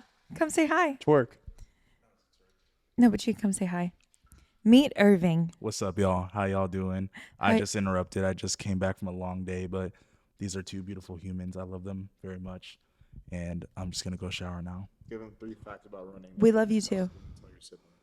3 things about what? About running that you wouldn't tell your siblings. That I wouldn't tell my siblings? I mean, I talk to them every day, so they know. You know, you got to run in zone 2. You got to focus on your breathing. And then you got to stay hydrated so you don't cramp up.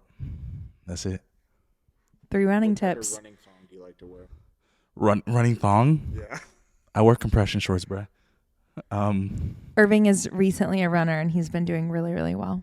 I'm holding it down right now. I got a race coming up in a few weeks, so we're gonna run it. So You better be there. yeah, be there or be square. He's All my right. best friend since 1st grade. Yeah, we're 6 years old. We've been locked in since. I feel so bad for interrupting this, hijacking this. So if I make it I to think this is great. Great if I make it to the interwebs, I'm so sorry. That was perfect. That was great. Yeah. Love you, Irv. What was I saying? What I was saying is, let's say you have 3 working sets, and you know that if you get anywhere from 0 to 3 reps in reserve at the end of your set, you're in a good place to start building muscle. So maybe that first set, your weight, and you go for a set of whatever, that then leaves about 3-ish reps left in the tank. Generally speaking, with a lot of my clients, that first set will be the set that I use to gauge either how much weight we're going up or how much reps this person has just about before failure hits. If we can land on that 3-ish reps in reserve spot, we're probably in a pretty good spot. Then the next 2 sets, based upon whatever that was, you might go up a little bit, or I might give them a more specific number to hit on their next set that I know is also going to get them a little bit closer to probably like a 1 to 2 reps in reserve type range. And then maybe on that last set, again, depending upon the exercise, depending upon where you're at in that program, I might push them like, all right, I want you to literally go until you can't move your arms on this set. Yeah. You build some mental fortitude. Again, you gain awareness of where your actual failure point is, and you learn of what that actually feels like, which is important. Yeah.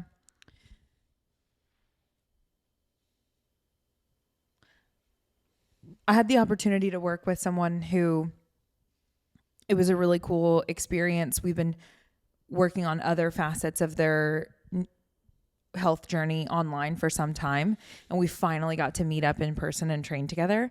Or I got to train her, which was so special. And it was so great because, you know, I work with my clients in person all the time. Like, it's just like the normal, like I have so much hands-on with what their progression looks like. And it's so funny because I think about how much time I spend in the upfront early stages of training with clients, of just that tempo work. I so much, because like, as you're saying that, I'm like, yeah, pushing them.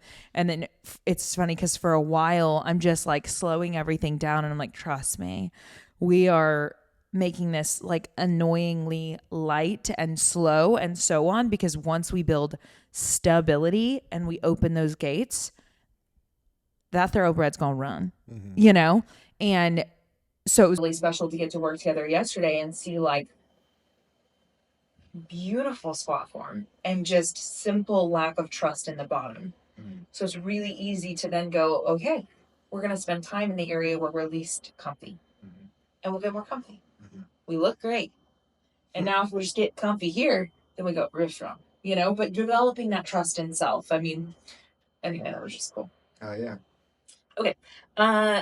Safe versus unsafe movement patterns. What about it? Got a lot of debate on the internet about this one. Who did you ask recently about this? Tara? I spoke to Tara about it, yeah. Yeah. What did she say? Why is that? I want to copy her answer. You want to copy her answer? No, I'm just You kidding. do like Tara, though. Yeah. Yeah. Yeah, you like her. Which makes me very happy because I'm obsessed with her. No, I mean, I want your take on it because you are a nerd and a half, and I think that you know what you're up to. So, for example, when I say safe versus unsafe movement patterns, let's just pull the easy grab. The back is rounding, and I'm picking something up. Yeah. So, old ideology when it comes to training would say must have neutral spine always. Neutral. Yes. And then now there's just a bit of a different school of thought of when is it appropriate for my spine to be in a different position than what I thought previously was okay, whether that's while I'm rotating or something like that. So I think I've said enough. You fully understand what I just want your vocabulary on it because I know what I think. I was stalling because I just answered it on Sean's podcast. So I'm just like revamping up until I get the same answer. You ready? Let that thoroughbred run. Okay. He's a Clydesdale. So I don't generally, I don't like universal rules necessarily, but one that I do live by is that there are no dangerous movement patterns, positions, lifts, exercises at all. The term dangerous is 100% relative to the individual, what exercise it is, how much weight is being used, how much resistance is being used. So, in short, the thing that I always say is that there's no dangerous exercise. There are only ranges of motion where we as individuals are not capable of bearing X amount of load in or resistance. So, what that simply put in the rounded back debate is if somebody's who the max deadlift, like a clean form deadlift, is 225, 315. If I ask them to now attempt 365 and tell them to purposely round their back as they're doing it, there's a pretty decent chance that they're going to come away at least really, really sore with a failed lift on top of that and potentially injured. However, if I told that same person who maxes out on a clean deadlift at 225, 315 to go up to a 5 pound medicine ball, bend over at the lower spine, round it, pick it up, stand tall, and do that for repetitions, and take 5 pounds, build it to 10, build it to 15, build it to 30. Over time, now this rounded back deadlift becomes productive, builds muscle, builds range of motion, and builds resiliency and confidence in your ability to round your spine under load when you're picking up something, whether it's in the gym or in your day-to-day life. There's always going to be a threshold for every single movement, for every single lift, for every single person. For this imaginary person, it's somewhere between a 5 pound med ball on the floor and a 365 rounded deadlift. With a 5 pound med ball, they can bend over at the spine, round their back, pick it up, do it just fine for sets and reps. But if they try to do it one time with 365 on a barbell, now they're in the hospital. So everyone has this threshold. So it's important that you or you working with a coach such as Claire know how to determine where that threshold is for you on that given movement, for that given body part, for that given range of motion, so that you're always working within a threshold, playing towards the side of caution early on, and then as you build over time, then you can start to float more and more and more. Obviously, for me, staying well under that 1 rep max threshold of whatever that movement is. Thank you. Yep. I just think it's such an interesting topic of conversation because I do think about real life scenarios of bend over and take out the trash, pick up the dog, turn around in your car, grab something from your back seat and rotate forward, and just all the like normal things that people are doing that are not, even if they're trained individuals in the gym, that are taking them through patterns of movement that they don't see when they're doing training. And how does that go, and how can we make ourselves more resilient? But I love your detail there of caution, because then there are some, I think, in everything, let yourself build. Start slower than you think you need to, and then trust that you'll make some really cool headway over the course of time. And certainly with things like that, with the backgrounding and stuff, it's just like, can we make this thing more resilient over the course of time? Yes. Let's start in a very cautious position, do a small volume of it, give ourselves a few days. How do we feel? Yeah, yeah. I'll bring up a story because this gets clipped. I wouldn't necessarily be mad, but last year when I was training a couple online clients back home in Arizona, they were at a particular gym that I'm familiar with, and one of the trainers there that I'm also familiar with had interrupted their session to tell them how bad they're going to be fucking up their knees from doing this knees over toes split squat, or how bad doing a straight leg RDL, like a true straight leg, like legs straight RDL is going to fuck up their blah and like whatever. Oh, Jimmy can get away with it because he's athletic, but you guys, like, you shouldn't do that. It's going to fuck up your knees. That's bad for your knees, blah, blah, blah, blah, blah. And my direct response is immediately just based on what? Well, it's just bad for your knees. It's bad for your back. Like, you shouldn't be going so far over your toe like that. That's just bad. It's like based on, but why? Like, tell like why? Like why? Explain why. And like a lot of times people under that ideology just simply can't decide to say, oh, that's bad. Like, it put pressure on the knee. Well, pressure is not bad. A lot of times pressure stimulates growth just like it does anywhere else. And when it comes to joints and everything, a certain level of pressure actually allows the joint to respond to that particular stimulus and actually get stronger over time, as long as, again, it goes back to the individual knowing exercise selection, load management, and all these various things that can either, sure, tear down the knee joint or build it up. If, again, that same person was doing a body weight ATG split squat and they're going knee over the toe, full knee flexion, and doing that for sets of reps, and they're feeling better in their knees because of it, then that's probably indicative of something that's doing some good. However, if that same person was doing that ATG split squat and loading 600 pounds on their back, their knee may not feel super good the next day. So yes, and indeed, that knee exercise was quite bad for their knees. But again, it's all relative to the person. A lot of the exercises that people do in rehab are very similar to a lot of the concepts that we're talking about. But as soon as you exit the rehab facility and go into a normal gym, all of a sudden all those things go out the window and they're just bad all of a sudden.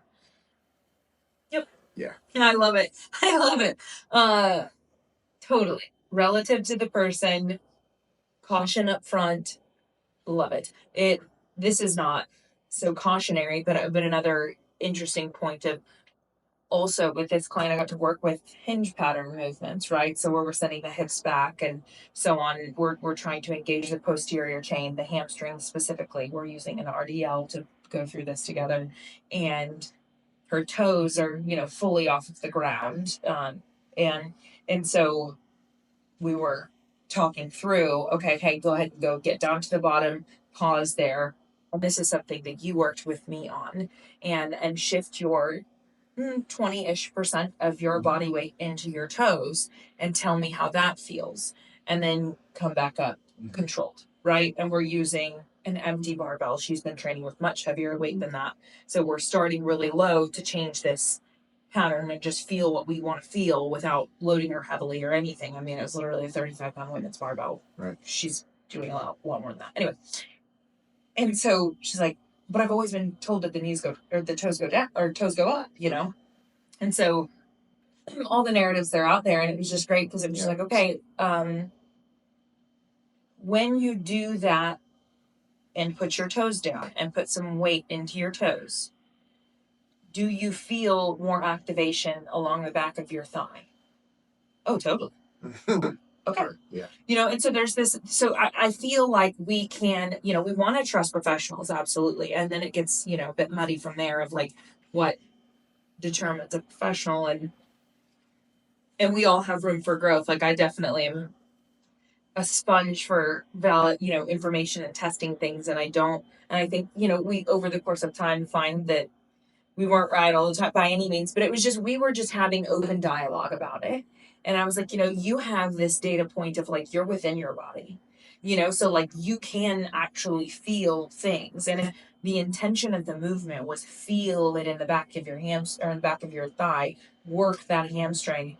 And when you chose to shift your weight and do something that you had previously been told don't do, but you're doing it here with a very light load and you feel it more there, maybe it is working it more. Yeah. It's fun to get to explore. And those are all things that, like, once upon a time, my toes were lifted with that one too. Anyway. Yeah, exactly. And that's where, you talk about professionals and fitness and everything, and what defines a professional and fitness. And I don't know that there is even a definition necessarily. It's just, I think the true professionals within fitness, especially those that label themselves in coaching roles, I'm one of them, are those who continuously adapt, Yeah. and maintain an open mindset and are willing to admit that the things I'm telling you right now in this podcast, if science comes out that completely negates everything I'm saying, then am I going to like stick to my word that I'm saying right here because, what I said is right and I'm always right? Or am I willing to admit, well, based on the science, apparently I was wrong? But at the time, this was the accepted. You're good. At the time, I tell Bob enough. I'm fine. At the time, this was the accepted notion when it comes to styles of training up to this point. I think in general, for the most part, even going back to like the early bodybuilding days, the general picture has always been somewhat correct.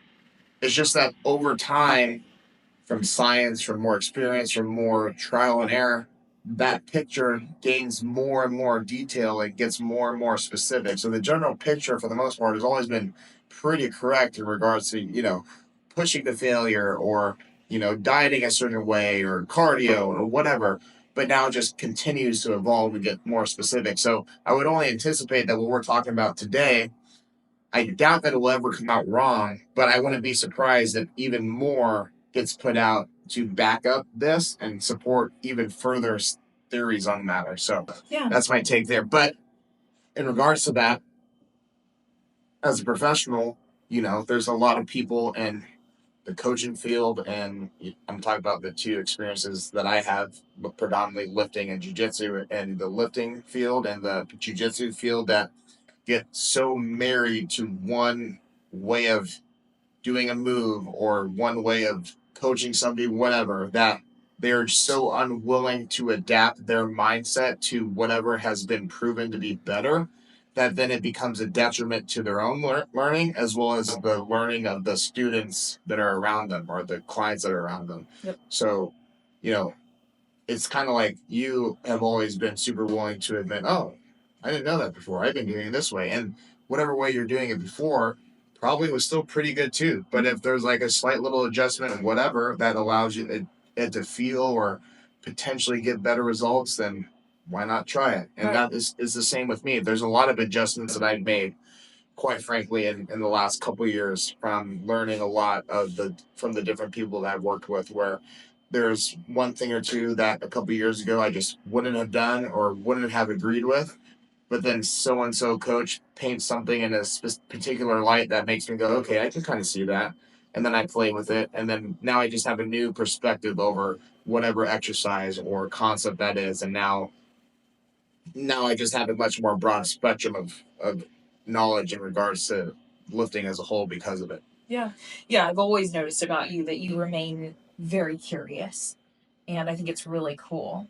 And you're always exploring with your own movement. How can I take this further or try this different? I appreciate that about you. And then when it comes to working directly with clients, for me, the thing I find to be most enjoyable for myself and my client in those moments is both parties being curious and it being collaborative. Like their experience in the moment matters tremendously. That's a huge data point for both of us. How do you feel about that? And if you are questioning something that I'm encouraging you to do, let's take a look at the information available and see, do we agree, do we not, you know, and not just, then all of a sudden, like, the pressure is kind of off and it becomes playful in a positive way that we can both become more educated. Right. And so I love that about it. And I don't, like, I hope I never have all the answers. I'm very where I don't today. Right. And I, you know, we should always be seeking. Mm-hmm. Anyway. Yeah, exactly. Okay. So one thing I've noticed about you, we're getting closer to the end, but it's not.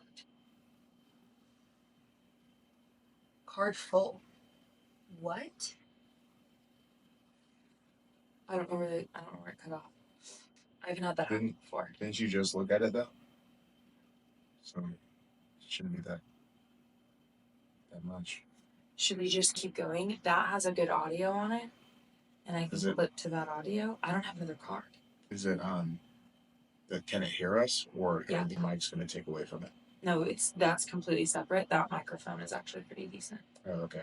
Sure. So I can adjust the levels. Okay. I've never had that happen. That's good to know. I've deleted stuff off of it plenty too. I got to figure out what the files are lying that are causing the problem. I'm sorry. Okay, baby.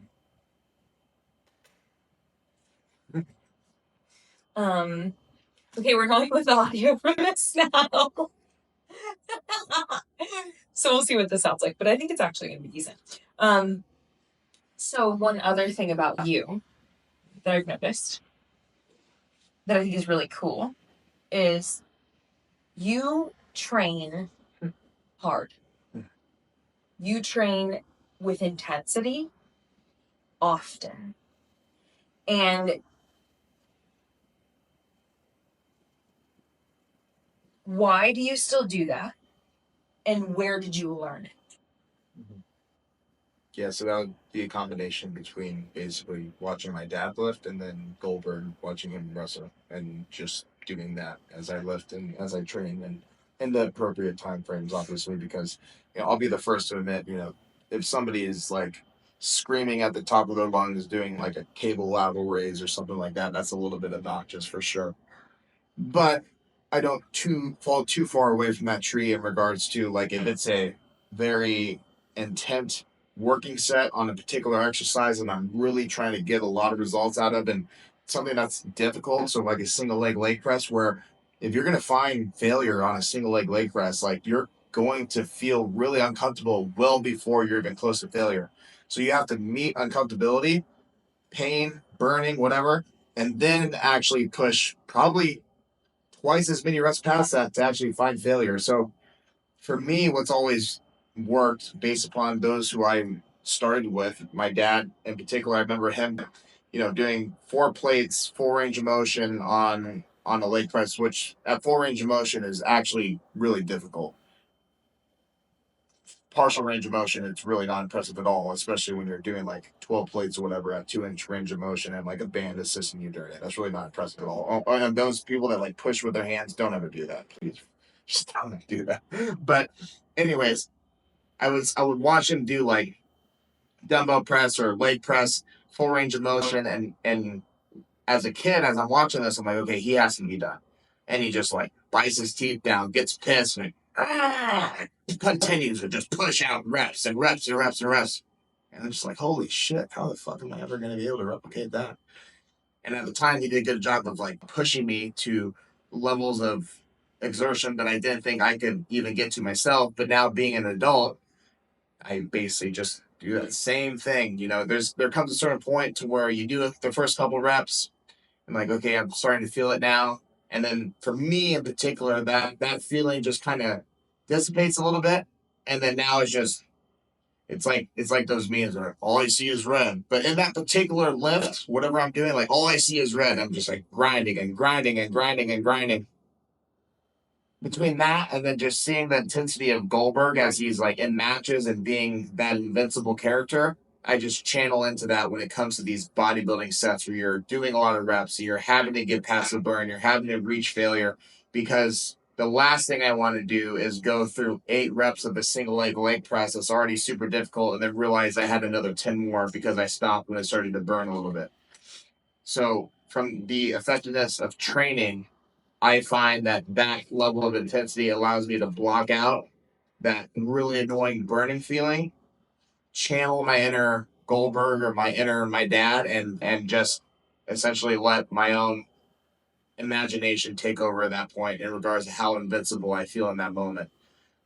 It's funny too because I approach certain exercises differently. For deadlifts nowadays, I actually approach it pretty calmly and focus very much on form and positioning. But for lifts like that, I very much try to channel those two guys and then my inner Ronnie Coleman or my inner CT Fletcher, guys like that, guys that truly, truly trained hard, not for clout, not for Instagram, not for reels, just like truly trained hard because that's all they knew and loved to do. And that's the type of lifter that has always related to me the most personally. So you do it today because you're still channeling them.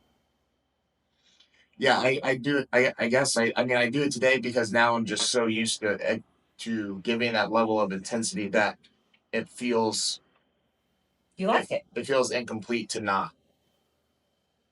I just think there are very few people that are willing to train to the intensity that you train at, and that's okay. I don't think that everyone needs to, at all. But it's unique. It's accessible to more if they want it, and you clearly get something out of it because you keep doing it. Mm-hmm. That's all. Yeah, yeah. I'm not sure if I have a direct answer outside of just I really, from a psychological standpoint, I really, really enjoy what it feels like to be more intense than the next person, give more effort than the next person, know that I did 2 more reps than the next person wouldn't have.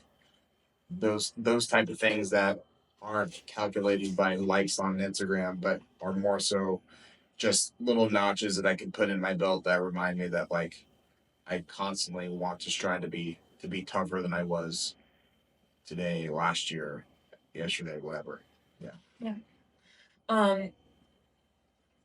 So yet again, we talked about earlier about the knee rehab stuff and how that's been a journey that's been harder than we anticipated, and but outside of that, your whole life, outwardly you would be perceived as successful because you've built a successful business, successful relationships, a lot of success professional or athletically, and you're nowhere near done. But you do grapple with doubt, self-doubt all the time.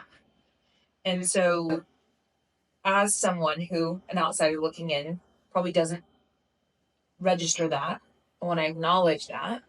And then I also just want to ask, what do you tell yourself when you feel self doubt? How do you keep going? What do you do to get over it? What are some of your tools that you like best in the moments where you're like, am I actually capable of this? Is this ever really going to come to fruition for me?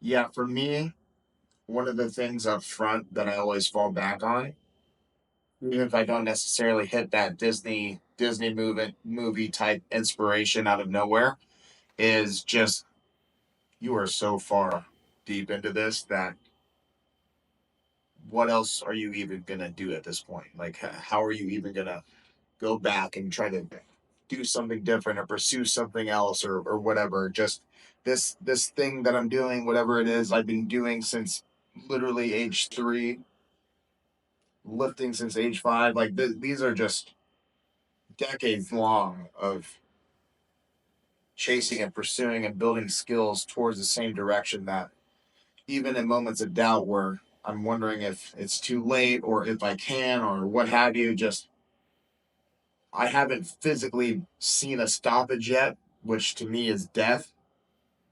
So then at that point, I just have to keep ignorantly and delusionally pursuing this goal and this passion and this dream until literally death stops me from doing so because at this point there's just no real reality to even go back on it. And maybe that's like getting yourself to the point where you can play mind games of truly believing like even if you want to quit or even if you don't think you can do it, like you have to just keep going because you've put in too much at this point.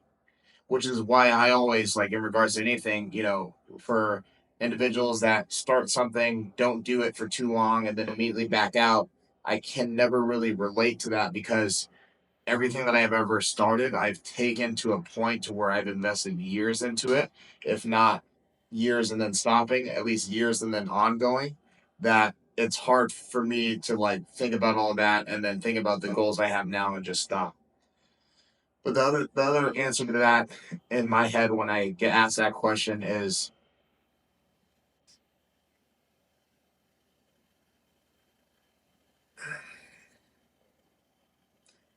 maybe I'll flip it back on you for right now. What do you think helps me? Because you've seen me go in and out of that handful of times now. When you experience self-doubt, Yeah. action. Yeah. You just keep going. Mhm. You let yourself feel briefly, and then you move. You don't stay still for too long, ever. Right. That's it. Yeah, exactly. And that um, basically goes into what I just said of, well, I'm too deep now, so let's go. Yeah. Yeah. And there's, go ahead. Well, just I know for me that I've not had the goals like he's had. Now I like want to do well in life, but my goals are a lot more relational and personal, and I could afford to have bigger goals professionally, and I'm working on it. But mine are different. Athletically, I've never had goals like he's had. So they're very different. But yet, I always want to strive for more and strive to be better. And I know in my experience that when I get still, the walls get closer to me. It is not a positive experience. And so I have to get up and I have to keep going. And then I can definitely think about how the longer I pursue certain things that I just find myself gravitated towards and being passionate about and loving, uh, the more I just realize in my own way that no is not an option for me. And so a no is a not yet, is a not right now, is a not from you, is a whatever. It's not a true no. And I'm really disinterested in giving up. Yeah, it's true about you. Yeah. Okay, well, that was. Are you done with your thought? Because I interrupted you. Yeah, no, I think that's true. I don't know. I don't know if I think about too much of anything that's like super positive or inspirational outside of like I'm so far committed, invested, just time wise and verbally. I've put my name on this as my own verbal contract hundreds of times now at this point. So there's no quitting at all. And to your point, because of that, I have to continue living my life. And my job, I've I've curated my life to the extent of being able to just make my job or my responsibility to continue pursuing my dreams. Like my business has been essentially designed to allow me to continue to pursue my dreams while making an income, while providing income to my closest friends. So like this is me showing up for work at this point. Mm-hmm. And showing up for work means I'm continuing to chase the dreams that I said that I was going to accomplish. What are 3 things you're grateful for today? Today, in particular, I'm grateful for the multiple ADCC competitors that I'm training leading into the biggest grappling event in the world. That's something that I didn't anticipate before moving to Austin for sure. I'm grateful for the now much more consistent progress in my knee. And I'm grateful that Claire continuously shows me that despite my imperfections or despite my struggles, she's in this relationship for me and who I am, and she loves me for me and who I am, and I've never actually thoroughly believed that from anybody before or felt confident in that. And we had another experience quite recently that just very, very calmly reassured me that, yeah, you're with Claire. You're not with anybody else. Like, she loves you for you, and she'll fight with you through these mental struggles and stuff. And so, for me, I'm just ultimately glad that I've finally found somebody that's not gonna leave me because they don't understand me. And just having that is something that I never even first saw myself being able to express gratitude for, but with how constantly you remind me of it, I very much realize how fortunate I am to have you in my life, and I'm forever grateful for you, and I'm super excited to spend the rest of my life with you. I'm not surprised you plugged that in there. Thank you. Thank you very much. And I think too, when you say whether I understand or not, something that comes to mind to me is just I don't think my job is to understand you or different people. Anyway, thank you. Okay, so my gratitudes today are going to be I am super grateful that I have really exciting news that I haven't spoken about publicly at all. That here in a couple of days, I'm going to head to Fort Worth, Texas for the CrossFit Games, the 2024 CrossFit Games. And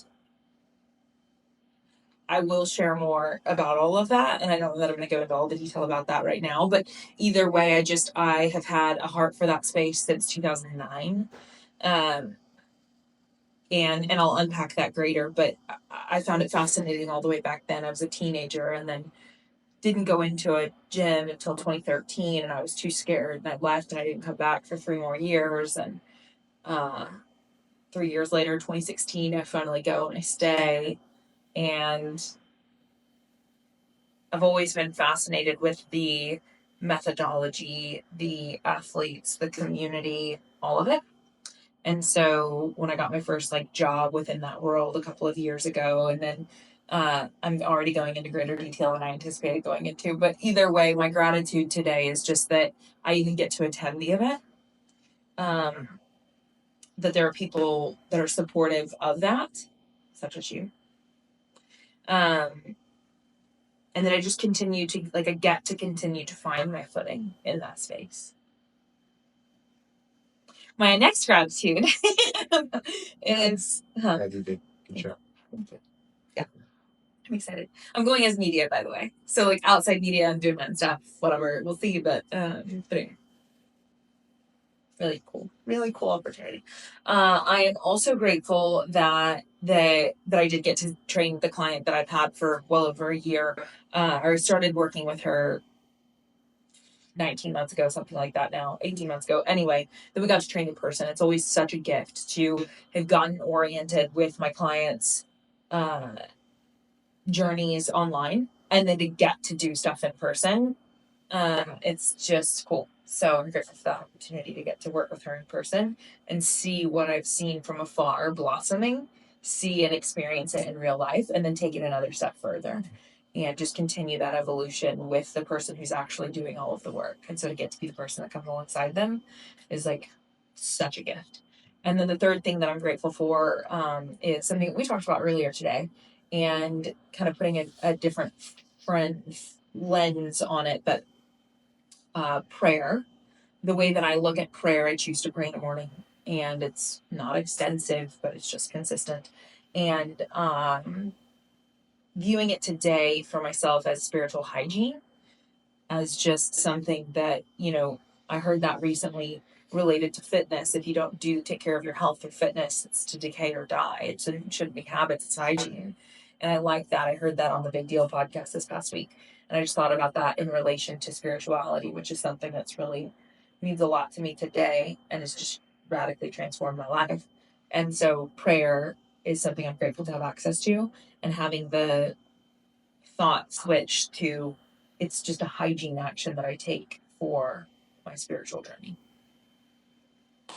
Wonder if that'll make sense to anybody else, because that sounded cool to me in my brain. All right. Anything else? That's it. Okay. Thank you for being here. Thank you for your time. I hope you guys love this episode, and if you don't, that's fine. I loved it. Both of our coaching stuff will be in the show notes, and so if you go to the show notes, if you go to the description, whatever. If you're not watching this on YouTube, just so you know, all of it's available on YouTube now, which is so freaking cool. But it's on Apple, Spotify, whatever. Both of our socials will be in the description, as well as our coaching platforms. So if either one of us resonated with you and you're not actively working with us as a coach, either place would be a great place to go. He coaches a ton of high level athletes in a number of different sports and has a brilliant mind for movement. And then I'm a nerd and a half for nutrition and stuff and mindset and whatever. So anyway, yep, that's it. Claire's the best coach in Austin, Texas. No, he's getting voted for that, like, for real. Best trainer in Austin, Texas. Whatever. And if you haven't worked with her, I need you to do that. I need you to do that. And when you do, make sure you tell her, I love you, honey. Oh my gosh. Okay. We just hope that you choose to have a beautiful day.